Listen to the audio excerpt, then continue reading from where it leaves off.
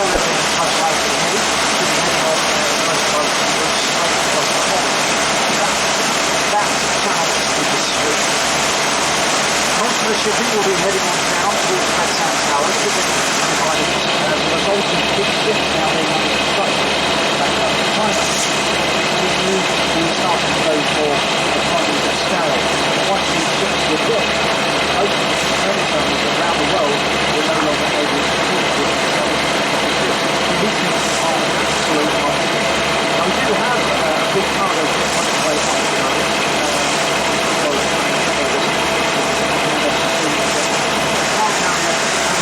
This now also starting to work its way out of the channel and into that deep reachable water for the channel.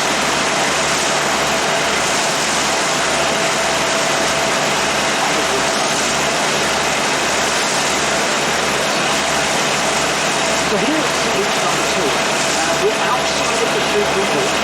We're about 4 miles from there. So why is this significant? Well, between these two channel routes, the river Medway coming out of the East, the Thames, converging slowly up the West. Here at sea reach, they're not here anymore, they're getting away.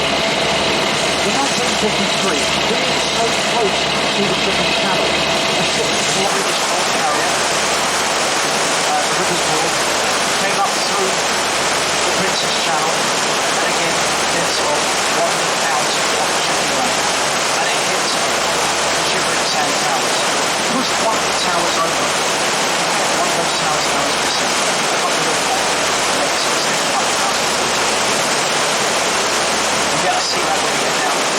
That's actually in the meantime, we're going to be just the edge of the Medway Channel now. That's the Medway Channel heading straight back up towards Sheerness. We've got a line of green and red buoys behind us now, opening up that channel.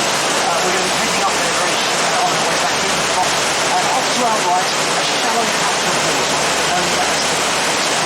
This stretches ashore all the way over to the island, where you can see those big split up out of the water during the last night. Back then though, the shore was much closer to where we are today.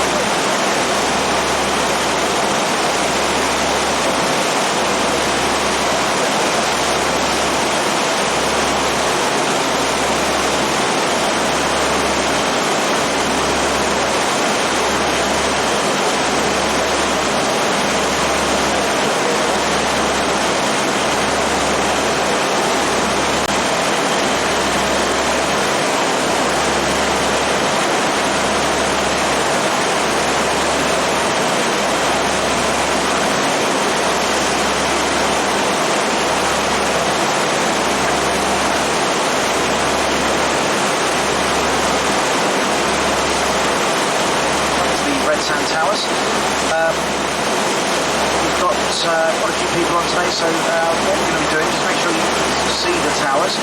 You've got a viewing platform off the rear deck, we've got one on the front deck, and what I'll do is I'll open the side doors as well as we pass around the towers, so you can see out the side there as well. We're going to get an opportunity to pass around the towers several times in one direction, then we'll turn the boat round, pass around it in the opposite direction. And whilst we're passing around, what I'm going to be doing is just pointing out some of the finer details and some of the wildlife. We get an awful lot of seagulls out here. Obviously they're nesting out here on the tops of the towers. We also get cormorants.